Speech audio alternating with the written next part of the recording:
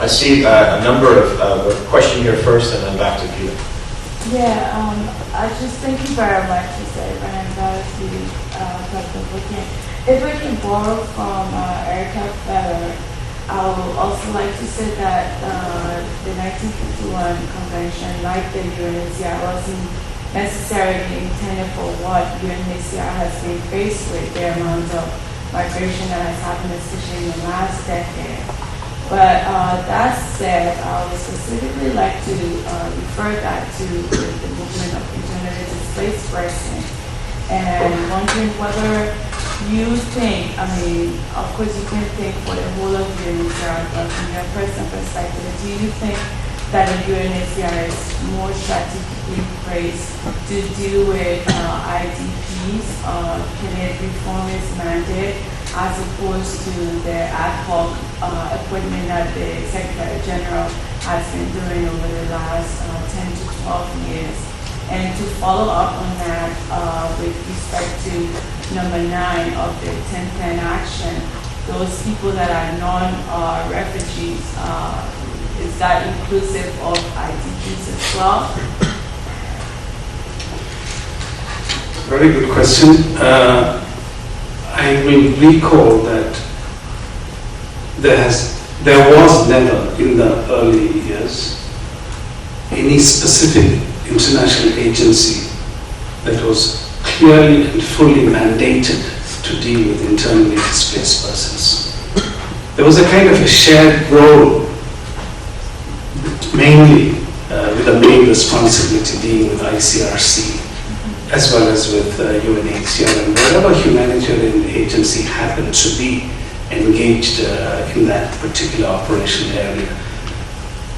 And so there was no clear-cut responsibility that was given to anyone. But more recently, following discussions within the United Nations and the interagencies, more specifically the Interagency Standing Committee, in dealing with the situation of internally displaced persons, or IDPs, it was decided that the best way to deal with IDPs would be to have a cluster approach system, meaning specific agencies with their specific comparative advantages coming forward and being able to deal with the situation at hand.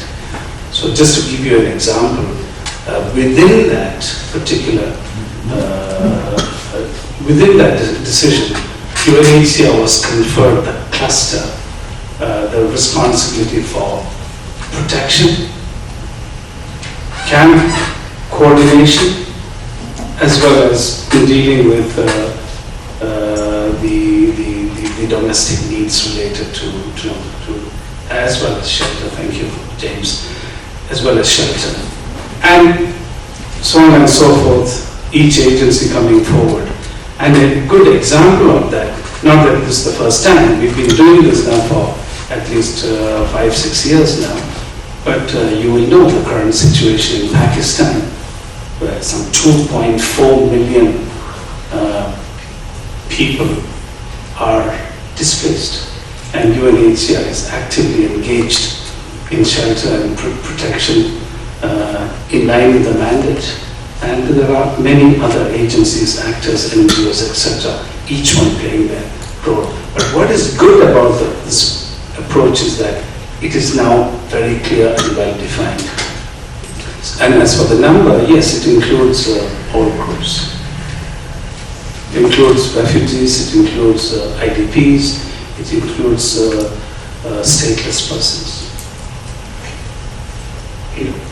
Abraham, I was struck by the expression used, protection-sensitive reception of mixed flows. And in particular, in terms of the term I'm looking at, point 6 of the action plan, we speak of differential processes for asylum claims. In particular, expedited procedures for manifestly unfounded claims, or more manifestly manifest claims as well. But in terms of manifestly unfounded claims, what kinds of procedures would you think would be appropriate and which ones would be inappropriate? I'm thinking in particular in the Southern European models, but speak about it more generally. I don't think that the intention of expedited processes or procedures is intended to just get rid of the job. Well, And, we have 1,000 people at our borders, let's try to get rid of, them as quickly as possible. I think that what is important here is to note that a refugee claim asylum or asylum seeker is clearly identified in a mixed migratory flow. As I said earlier, the motives, where is the person coming from? What are the motives? What are the intentions? Where is the person heading to? Are all elements that can play a very early role in terms of information to be able to, I like this French word which says ciblé, between those who are genuinely seeking protection and those who have other motivations.